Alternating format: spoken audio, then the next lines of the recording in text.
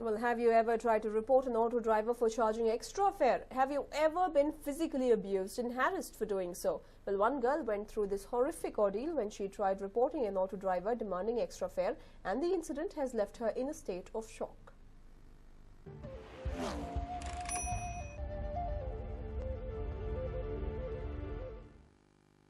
June 24th, 9:30 p.m., Nanjappa Circle, Langpur town. A girl goes through a harrowing experience with an auto driver after she refuses to pay an extra amount asked by him. What exactly happened that night?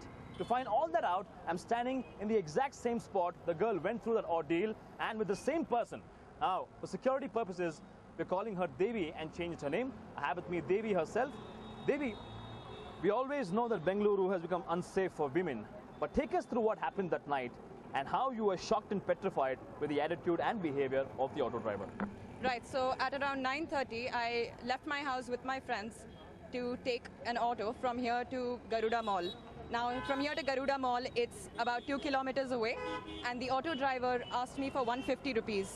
Of course, I refused to pay him, and like I usually do, I took down his number using a photograph and intended to give that number to police officers later. He saw me taking the number down, and that's when a flip switched in his mind. He started threatening me. While I was turning to walk away, he started following me, grabbing my arm, grabbing my shoulder, forcing me to delete that photo off of my phone. He was scared that I would report it to the traffic police, and so he got extremely aggressive with me.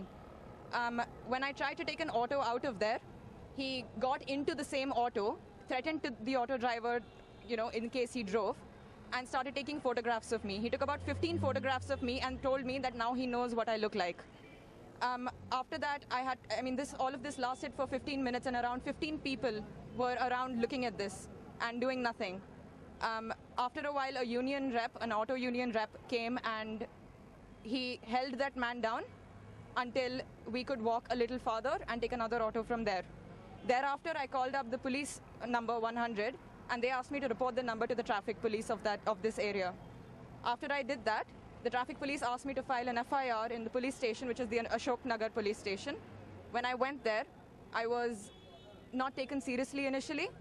I was told not to file a complaint or an FIR, so that, they threatened me. They told me if I file an FIR, the auto union will come after me. Now, it's the duty of the police to ensure that something like this doesn't happen.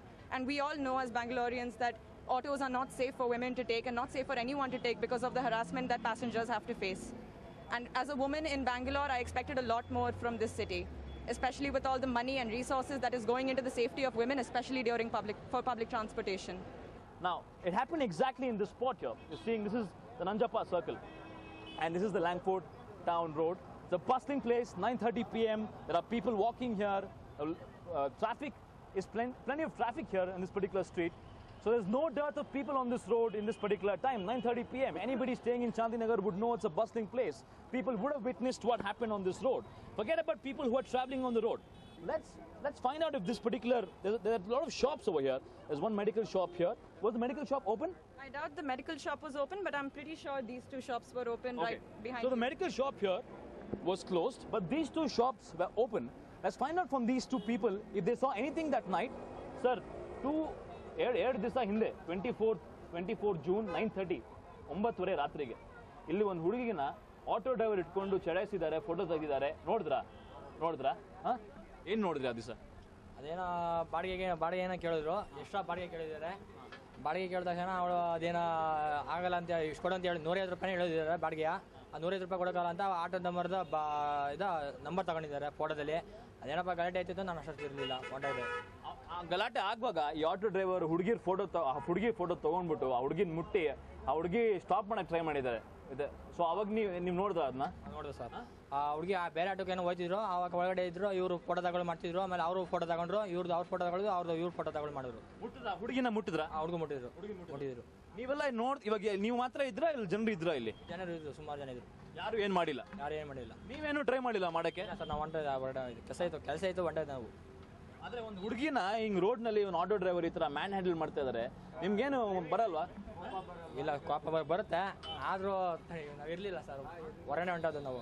So as you can see, this man clearly narrates the incident of how Devi narrated to us, and he says the same things Devi is saying, but yet he says I had some other work, I could not help. He also said there are people around this place and still nobody made an effort to go and stop the auto driver or question him about how he can touch a girl simply because she took a photograph of his number plate in the auto. In fact, there are places where the police have mentioned, or every auto driver would write that you have to report any auto driver asking for extra fare, and that's what this girl did. She followed what the law says, and the law is not helping her anymore. Let's find out from some more people who watched this incident as to what they actually saw. See, like they got down from the auto and he was harassing him. When he tried to take a photograph and all, the whole group gathered and they were threatening him. In fact, they have to run, I think so. Okay, they were running. Yeah, they were running, yeah, because they are new. They are not from here. So till I got down from the bike, they had moved out from here, actually. They had moved out from here. What did the auto driver do? Did he touch the girl? Huh? Did he touch the girl? Yeah, I think so. He touched the girl. He took photographs of her? Yeah. And nobody around the place did anything to help the girl? No. In fact, I wanted to do, I was in some emergency which I couldn't do. So I felt that let me come and voice it out. Let me see who is that auto driver. Let him come to me. Plenty of people around this incident, this spot, people witnessing this girl being harassed by this auto driver, being touched, being clicked by his phone, and yet no response from the public. And after the incident, even the police mocking this girl, claiming that this girl doesn't know Kannada and making her run around in different rooms just to file a complaint. Even an FIR has not been filed. This is the state of the security for women in Bengaluru, where even passerbys, where even the police are failing to act upon the situations like these. When will Bengaluru wake up? When will the police wake up? When will people be aware that women need to be respected and not harassed in public? Only time can tell. Camera person Raghu, this is Vivek Vinayak for News 9, Bengaluru. Have you, your family or friends been a victim of Gundagiri by Bengaluru's auto drivers? Tell us your auto horror story. Call or SMS us on 99809 45138. Watch the victim narrate her story live and interact with her at 6 p.m. today.